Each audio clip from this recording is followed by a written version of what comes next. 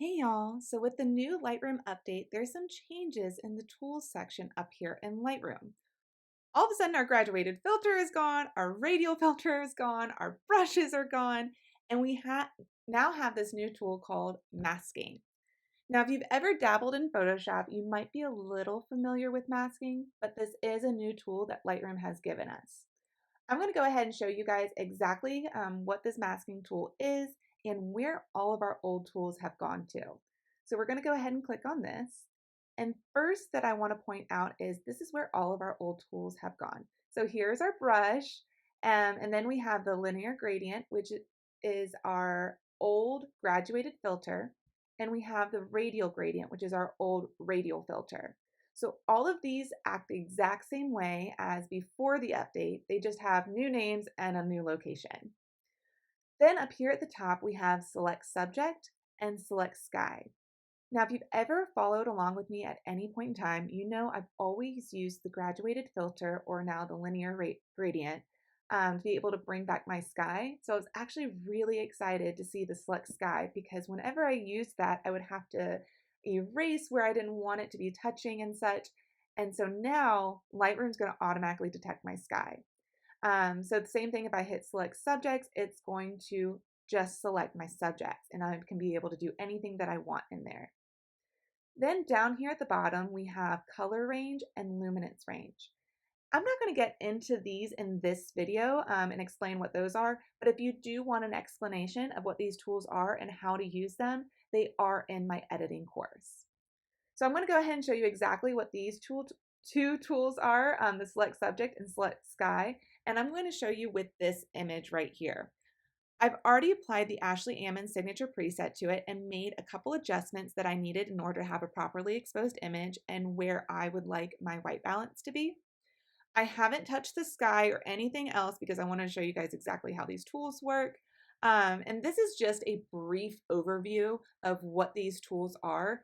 If you want a more in-depth video and how these tools can better help you, please check out my editing course. There are more in-depth videos in there. The link should be somewhere in the description. So what I'm going to do first is do select subject. I'm going to go ahead and hit that, and Lightroom's going to automatically detect my subjects. Now from here, I can change whatever I want to, just like I would be able to with a brush. So I can click on any of these, I can do custom and change it how I would like. This is something that's going to come in very handy when for like photographers like me, who I honestly expose for my people. I don't worry about the backgrounds at all in my at my sessions. I always expose for my people. So sometimes my people are properly exposed, but my backgrounds are extremely dark or bright. So this is going to come in handy for me because I'm going to be able to change my subjects the way I want, but I also can invert it and do just the background, especially if my subjects are properly exposed. So I want to show you guys, if I hit O, the red goes away, and I can change anything on here. I can brighten them up if I want, if I wanted to do dehaze a little bit, if they had any sun flare on them. I can lower the highlights if I felt like they were a little too blown out in certain places. I can increase my shadows if I wanted to. So I can literally do anything I want to be able to change what the subjects look like. Same thing if I inverted it, then I would be able to change whatever I wanted in the background. Actually, you can see here, if I lower it all the way, you can see it was raining back here in the ocean. So I can change whatever I want to here as well without affecting my subjects, okay? We're gonna go ahead and erase this. And now I'm going to do select sky, which is something that I'm most excited about. So we're going to go ahead and select our sky.